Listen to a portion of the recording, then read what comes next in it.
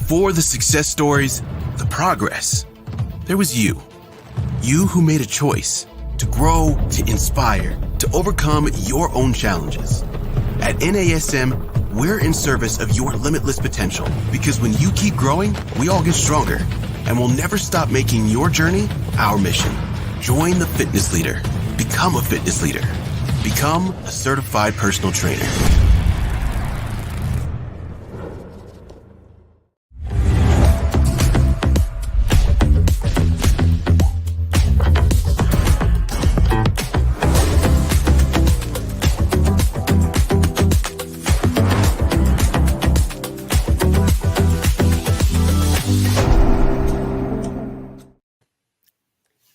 Hello, everyone. Welcome to this week's edition of the Master Instructor Roundtable. I'm Marty Miller with co-host, dear friend, fellow Master Instructor, NASM expert, Miss Wendy Batts. Wendy, how's everything going today? I'm great, Marty. How are you? Good. As always, I'm excited when we get to do this, reach out to our NASM community. A lot of times we put together content on questions that were asked, and then sometimes we bring in very special guests like we are going to do this week. This week, we have Sam Miller, who's the founder of Proteus. His expertise lies in personalized training, industry evolution, and the fusion of fitness and technology. So let's bring in Sam and we'll jump into a great conversation. Hello, Sam. How are you? Hey, Wendy. Hey, Marty. How are you? Great. Thank you so much for being here. And guys, as we go through this, we are live today. So as we ask Sam questions that Marty and I have for him, we would love for you to go ahead and type in some information too, if you have some questions for Sam, so we can make sure we get those answered before the end of our webinar today. But Sam, I'm going to go ahead and ask you the first question if you're fine with that. We're going to just jump right in. I would love for you to be able to tell us a little bit about your background and then how that led you into the sports performance and fitness industry. Yeah, sure thing. Happy to be here. And thank you for the questions. And thank you for having me on today. So it's really a pleasure. So I'm, as you said, I'm Sam Miller. I'm the founder and CEO of Proteus Motion. We've developed a very revolutionary performance testing and training tool that is really around just building better and more capable, longer living humans with a very revolutionary approach to strength and power measurement and training. And how I got into this was really through my own kind of personal experience growing up as an athlete outside of Boston. Had a series of kind of painful joint conditions in my knee, put me in and out of physical therapy and training. And I remember distinctly, I was 14 years old, walking out of a training session with a teammate who was recovering from an oblique strain. And we had a sheet of paper that had the same training program on it. And that kind of created this underlying, or exposed to me this underlying issue around the need for personalization. And that led to kind of a deeper realization that the limitations in personalizing a program, especially for training, wasn't so much around the talent of the trainers or the clinicians. It was more around the tools and technology that's available for them to use and leverage easily to be able to kind of inform personalized training decisions. So that was kind of the foundation, I think, of my frustration of this space. And fast forward 20 years, I was working in a very different career in engineering in the healthcare and life sciences space, and became very interested in biometrics and noticed that there was a lot of advancement going on in the fitness technology space, but a lot of it was around digitizing existing pieces of equipment. And what I found was that the real problem was around this void in data, specifically around strength and power, one of the most important pillars of human performance. And that led to a realization that in order to solve that problem, you need to create a new machine altogether. And that's what we did. And so I started using kind of inspiration from something that my dad invented at MIT in the early 90s. I used that as a mechanical foundation for a prototype that I then used to build software around and a new mechanical design. And that was kind of the foundation of Proteus. And it's really about being able to build better athletes and longer living humans with a revolutionary approach to strength and power measurement. Love it. Excellent, Sam. And you talked about individualizing. That's what we've always said here at NASM. So our audience is going to definitely connect with that. So if you can tell us, at the beginning when you were starting this journey, what tests or assessments did you use and or find inconclusive or maybe even irrelevant? Sure. Well, I won't. I mean, my commentary on what is or isn't relevant is really specific to me and my opinions. I think, I think one of the things that is a strength that Proteus has with me as the founder and CEO is that I'm kind of an outsider in this space. I know what I know what I don't know. So while I spent years kind of homeschooling myself and reading thousands of textbooks and research papers and talking to thousands and thousands of trainers and clinicians and so forth, I definitely was able to have kind of a different view on a solution to the problem that I think a lot of people saw, which is that measuring strength traditionally is very one-dimensional or uniplanar. And so, how much can you squat, up, down, or sagittal plane movements, in, out, and not so much rotational or multiplanar or functional, as some may say. And so, from my experience, I think that if you ask the question of how is strength measured, and you say, well, traditionally, or it's the squat, or if you're watching the NFL Combine, it's how many times can you bench 225? You ask the question, are those the most important movements that you need to measure strength on? And my opinion on that is no, they're definitely not. But they're easy. They're easy to measure, which makes sense. So our position on this is, well, what if we could make it a lot easier to, measure rotational movements and multiplanar movements for strength? And that's kind of what we've done, is created a sports science lab in a box that's, would otherwise require 20 pieces of equipment and 3 hours of time in a lab. And that's, we produce, 5 times more information than that. That's actually actionable in 5 minutes. Yeah, I love that. And then looking at what you guys have designed, I know another big component with the strength obviously is power and movement and quality. I think it's the way that you measure things is more symmetrical, right? So you're seeing what the difference is between left and right. With all of this stuff and the data that you're putting together, or that you've gathered up into this point, in your personal opinion, and again, I know it's all personal because Marty and I have followed NASM's power, and we are big advocates for the performance enhancement specialists that NASM has out there. But why do you feel measuring power is so important? Sure. I think power is, looking at it through the sports lens, mm-hmm. Power is the currency of sport. You can be incredibly, incredibly strong, but if you cannot use that strength to produce a velocity, it's not very useful. And so I think this all goes back to the, firmly established scientific principles around the force velocity curve and training along the curve. Is that, to be, a high performing human being, let alone athlete, you need to be able to produce speed, right? Starting from a foundation of strength, and then from there be able to, create explosive movements and do that dynamically and through multiple planes of motion. So going further though, if you think about for Proteus, we've got 400 partner sites in the US and Canada. There are now more than 75,000 Proteus users, and they range from age 8 to 98. They also include some of the best athletes in the world across all major sports, from, Patrick Mahomes to John Rahm, Bryson DeChambeau, Damian Lillard, Justin Verlander, you kind of name it, across all major sports.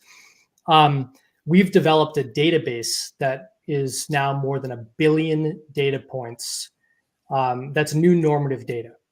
It is redefining how we think about human capabilities. And we like to say it's the world's first and only database for multiplanar and total body and functional physical strength and power.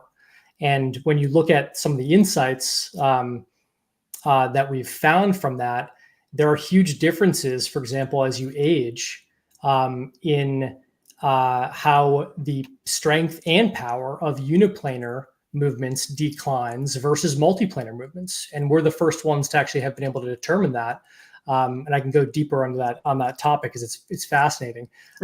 But we're kind of proving things that were originally hypotheses around, when you're going to try to, train somebody, no matter who they are, it has to start with an assessment. And then the question is, well, what do you assess? And, given the limitations of time, tools, expertise, it's got to be easy. It's got to be fast. It's got to be very actionable. It's got to make sense.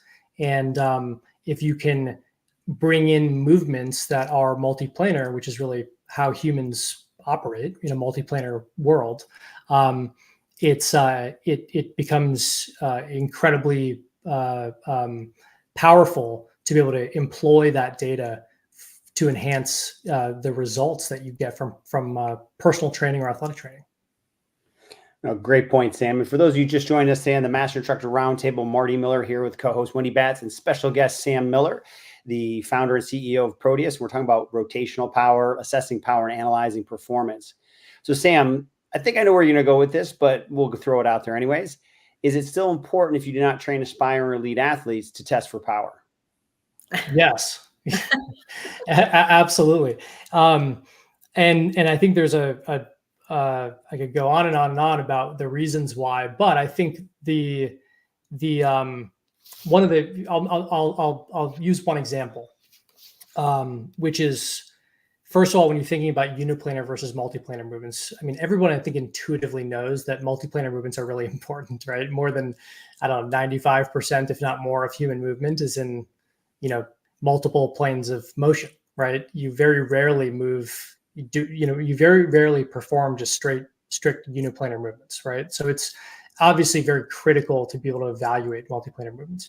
As it relates to power, though, again, it comes down to the point of, right, you can gain incredible strength, right? And if you cannot use that strength, right, to produce a velocity, that's going to inhibit your ability to do things like, whether it's, swinging a bat or a golf club, just as much as it is being able to take heavy groceries out of the car and move them, into a cupboard above your head, right? And when you think about some of the things that we've found using our first ever normative data set on, multiplanar strength and power, some interesting standouts come to mind. One of them being that with power specifically, first of all, power is the first thing that you lose when you're not training. You actually maintain strength for a long time. If you build foundational strength, it sticks with you for a while. Power, on the other hand, does not. Power is one of the first things that you lose when detraining. So it's actually one of the things that you want to be training the most and most frequently, arguably more so than strength, once you have foundational strength. But beyond that, as you get older, we've found that you lose power for rotational movements almost 20% faster, 18% faster than uniplanar movements. So every 10 years you age, you lose 10% of power across your body, especially for uniplanar movements. For rotational movements, you lose it 18% faster. So as you get older, the movements that you actually want to be focusing on the most are multiplanar movements, more so than uniplanar movements. Yeah, way to make me feel good about myself, Sam. Appreciate that.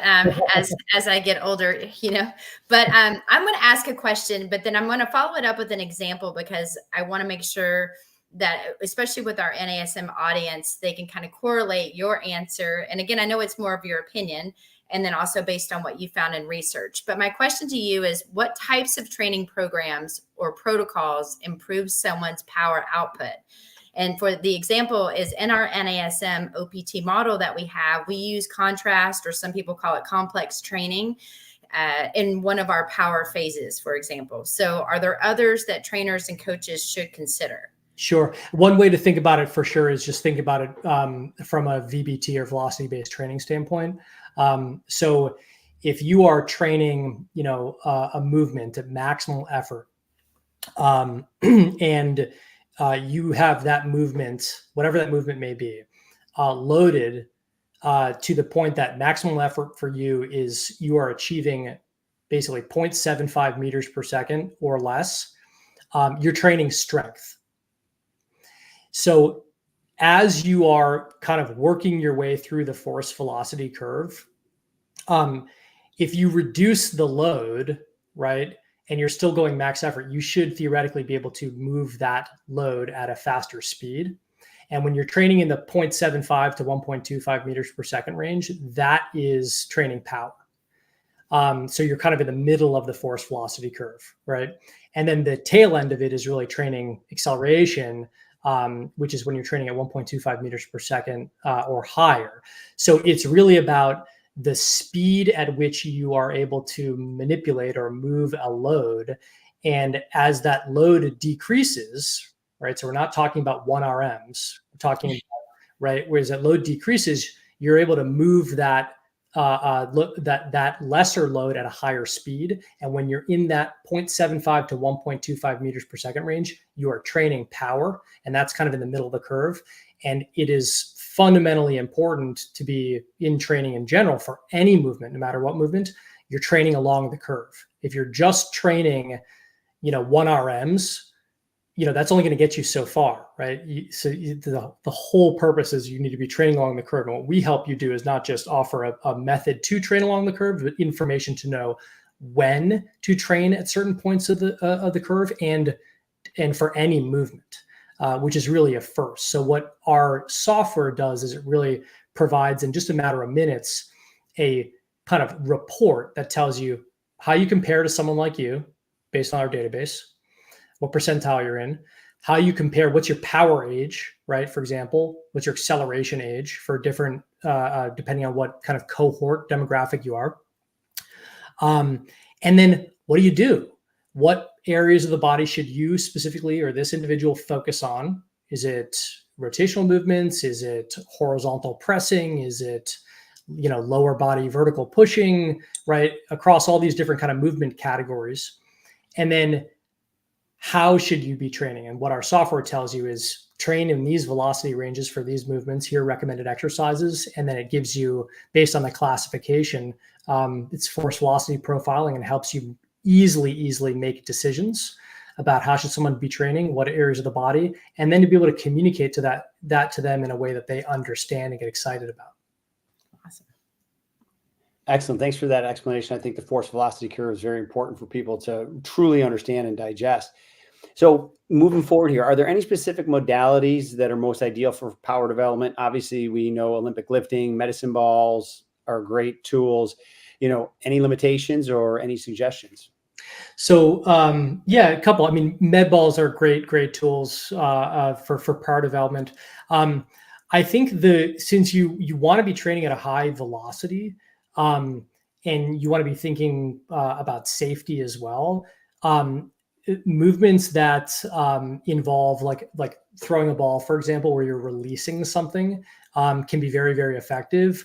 Alternatively, something that is more of a concentric muscle contraction, which is kind of what Proteus provides, because Proteus, I would argue, is not the ideal tool at all for training strength, foundational strength for certain movements, right? There are better tools out there to train foundational strength. But from a power standpoint, because it is almost entirely concentric muscle contraction, and because it allows you to train triplanar movements, it's like the ultimate tool for being able to develop triplanar power and speed. But med balls are another phenomenal tool. I think cable machines in a lot of ways for certain movements can be really effective as well. You're thinking about that, like doing those movements that are high velocity, and once you've developed that foundational strength and you're starting to think about, all right, let's now translate this into a movement that's either more dynamic or, you're able to generate more velocity and not just doing kind of a 1RM or some heavy loaded movement like that. That's kind of where you're focusing on power. It's really, what do you do with the strength that you have? Let's now translate that to real life, where you can start to manipulate forces in a way that are going to benefit you in real life and sport. So Sam, how often are you having people retest? Good question. We see a variation in retesting frequency. We see in some cases we've got sites that are doing retesting every week or 2 weeks. Often those are the sites that are doing the kind of hybrid of like they're training on Proteus while they're also testing, because it kind of does it, at the same time. But I think most often we're seeing in the like every 2 to 4 weeks is really the range that we want to see retesting and where we probably see it the most. And then we've got a lot of the way that this works in a lot of the partner sites that we work with, the hundreds that we work with in the US and Canada, is that anyone that walks in the door of the facility, they're getting assessed on Proteus, right? It's like, and often in lieu of doing something like the FMS, but it's not a replacement for that. It's just we're doing things that the FMS is not doing, and the FMS does things that we're not doing. But it's super efficient, and you can have a novice trainer honestly operate this and get this information in minutes, which is very, very helpful when you're thinking about facilities that want to create a standardized assessment. And oftentimes there's a lot of like training and education for trainers around that. And we've designed this so it's pretty turnkey. You bring this, you get Proteus into your facility, and then you've now can introduce strength and power assessments in minutes to anyone. A lot of then what happens then is the information that you get from Proteus is used as the foundation for how should an individual be training, right? So they use that as a foundation for, let's create an individualized training program for someone, and let's be able to prove our value, because what we're being paid for as a business, to deliver results to a client. The trainer is able to approve that and show their value objectively. Are you progressing, right? Where do you stand, and are you progressing in what areas of the body? And then you can see the clear results of that. So we see testing and retesting done pretty frequently. And a lot of the sites we work with have turned that into an extension of their revenue model. And it becomes a significant ROI driver. Excellent. Thanks for that, Sam. You kind of covered this, but I'm going to take this with a little different twist. So, when I was prepping for this, I'm like, all right, I need to know if there's a correlation of age, gender, fitness level, and power norms, which I can tell you guys are building that. But then also looking forward with AI, will that have an impact on the training programs, especially now that you're gathering so much specific data? Yes. Awesome questions. So we have, I'll say this, right now, we have in our assessment product is that when you do say a standardized test, you can create your own test, but if you do a standardized test, one of them is a 15 movement full body test that takes about 4.5 minutes.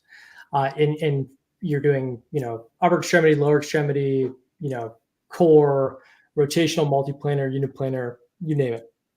And the output tells you, how do you compare based on the filters that you set to someone like you? Age, sex, height, weight, sport, if there is one, even skill level. So where do I stand? How far off am I aspirationally from the next skill level up or age level down, right?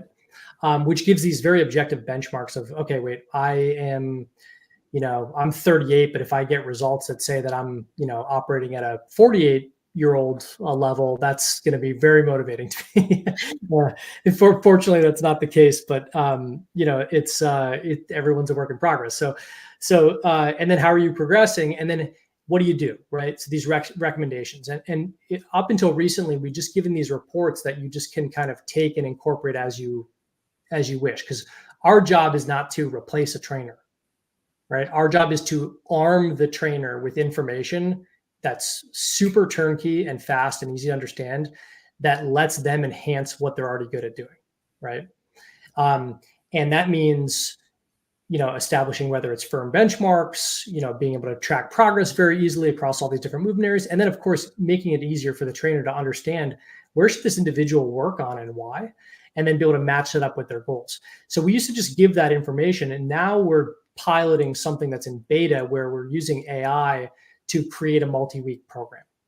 And that multi-week program, again, is still meant to right now to be configured by the trainer in some way, because we know that the trainers are a critical part of this equation. And I think a mistake that we often see is technology is trying to come in and just try to automate something, and the result is like either low quality or it kind of undercuts the key piece of the equation, which is like the trainer. And so what we like to do is we like to say, let's make the things that are either impossible currently to do that we know are really valuable, easier and obtainable, and make it accessible, and feed it in a way that the trainer can use to dramatically enhance the quality and the efficiency of their services. And that's kind of like, I guess, a foundational mindset that we have that drives a lot of our product development. And especially as we get into program creation that's automated using AI, that's a big consideration. And I think we're going to do that really, really well. Yes, we got a comment. Well said. No way AI can keep up with the real-time feelings and judgments. So I agree. Totally agree. If you guys have questions for Sam, please be sure to put them in the comments so we can get them answered. I know, Marty, we both have, I think, one more piece, but before we take any other questions that come from the audience. But Sam, where do you see the fitness and sports performance industry going? So let's look out 2 years. Where do you see us in 2 years? I think assessment in general is going to become, I think a lot of the experts in the field have known for, forever, really, how important assessment is. And I think up until recently, the primary struggle has been what to assess and how, and to make that accessible and easy.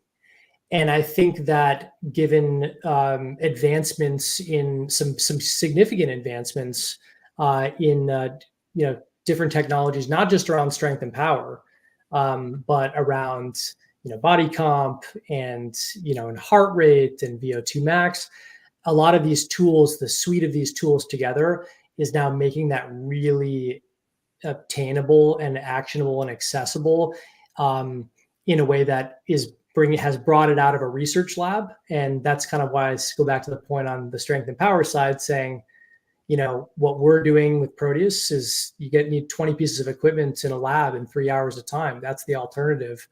So we're delivering this information in 5 minutes that anybody can understand. And the proof is that we've got, almost 100,000 users that are age 8 to 98. So I think the assessment part is going to be a big driver of the future of the fitness space. And what happens beyond that is all going to tie back to benchmarking established from the assessment. And then the trainer relationship with the client is going to be kind of magnified, because that's the glue that holds us all together. And if you can make a technology or suite of technologies work together that empower the trainer, that's key. And that's where I think we're really, really close to making that happen. I think that's going to be very transformative in the space. So, Marty, do you find it shocking that he said assessments? Well, we've been preaching it for 25 years. So, Sam, there you go. We say it every single MIR, Sam. Every single MIR. Validating that. But no, Sam, this has been highly informative. Validates a lot of the things that we think we've always been saying. But as you said, sometimes you have to put a tool to the concept. So thank you for sharing all that information and creating this amazing tool. But before we leave, the most important thing is, how would our audience contact you? Good question. So first of all, we've got great resources about Proteus on our social media platforms. If you're on Instagram, @Proteus Motion is a great place to see a lot of videos and how other people are using it. All of our growth has been word of mouth. So it's all kind of, user-generated content, and which we love to see, because we like to see like the leaders and pioneers in the space help educate the market about how to use Proteus and why. So that's good background. To get in touch with us, go to our website, which is www.proteusmotion.com. That's Proteus motion.com. There's a little blue button that says request a demo. Click that and then just fill out a form, and one of our member of our team will be in touch. I highly, highly recommend speaking with somebody from our team, because Proteus is its own animal. This is completely new and different as both a testing and a training tool than anything that has existed before in this space. And there's a lot of misconceptions about it. And I know that because we've been doing this for 8 years now, and in the last 2 has been all the growth. So I've seen the evolution of how people perceive us, and still misunderstood. So definitely take the time, even 10, 15 minutes, somebody on the phone from our team, and we can answer all the questions. And I guarantee it will be worth the time, and you'll learn things that are beyond what you understood about Proteus that are going to be very exciting. I love it. Well, Sam, thank you so much for being a part of today. Loved having you on our Master Instructor Roundtable. If other questions do come in, we'll be sure to shoot them your way, but we know how busy you are. And so it really means a lot that you've taken time out of your day to join us. And I just, we'll see you hopefully very, very soon. And those of you guys that are listening, just look in our show notes. You're going to see a link that takes you to a survey. And if you will take the time to fill out that survey, that gives Marty and I some information on topics and ways that we can better our MIR, which is what our ultimate goal is. Please fill out that survey, and you have the opportunity to win a $100 gift card to Amazon. So we really, again, Marty, thank you as always for being a part of this and coming up with some questions. I know having Sam on was something we were both looking really forward to. Yeah, learned a lot, great information. So all of you that joined us today, thank you so much as always. And of course, we can't wait to see you again next week on the Master Instructor Roundtable.